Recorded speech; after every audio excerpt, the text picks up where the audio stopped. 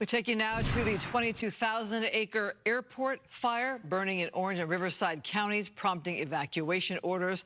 Fire officials just gave an update within the past hour, reporting 12 injuries. We're talking 10 firefighters injured. Officials say the fire has damaged and destroyed buildings, but right now the conditions are too dangerous to get close enough to assess the damage. Fox 11's Haley Winslow joining us live from Lake Elsinore with the update. Haley? Christine, yeah, it's pretty wild out here, and the conditions keep changing. So we're in an old restaurant parking lot called the Lookout Roadhouse.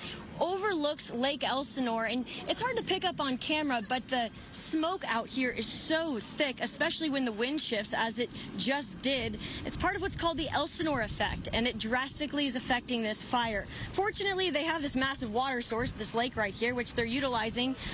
With Sikorsky, you just missed it. They've been doing these water drops on these spots right here, because the concern right this minute is that the fire is going to go over the peak and run down the canyon. So overnight, the fire grew to more than 22,000 acres, with more evacuations, damaged and destroyed homes, 2 injuries, a medical issue and a burned patient, and then those 10 firefighters with minor injuries. So they are working around the clock, of course, in these extreme conditions and up against critically dry fuel and this brutal heat before the temperatures finally cooled down today. I'm going to bring in OC Fire Authority Captain Paul Holliday, one of the thousands of tireless firefighters putting their lives on the line as they battle more than 100,000 acres currently burning in Southern California.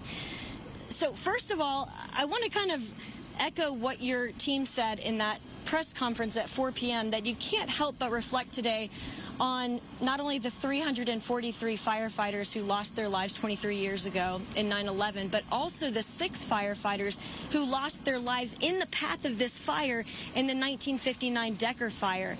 Thank you for your service and for being here and working around the clock. First of all, what does that mean to you?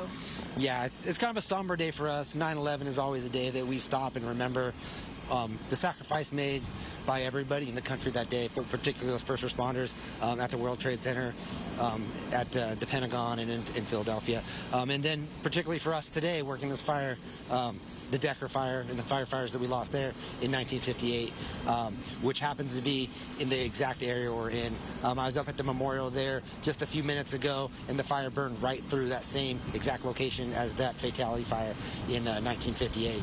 So it's a little somber, a little irony, I guess, for all that. But our guys are still out here working hard, trying to make those that went before us proud. Now, just about 20 minutes ago, it was pretty different here, and that is because of the Elsinore effect that you were explaining to me. And for people who don't understand kind of how it works, you were saying it's kind of like a little eddy that comes up from the lake. Can you explain that and how it's affecting this massive battle? Yeah, if you'd have been here 20 minutes ago, it was dead calm. There were no winds, but as this Elsinore effect takes, sorry, we're going to go to the Sikorsky helicopter here that's about to make a water drop. So the Elsinore effect, the wind shifted from going up canyon to blowing down canyon, and now the wind's blowing about 30 miles an hour down canyon right into the neighborhood of Lake Elsinore. Wow, 2,000 gallons of water you're watching drop right on those spot fires right now. All right, I'm going to wrap it up, and we'll bring you much more coming up at 5:30. Thank you so much for being with us, Captain. Stay safe.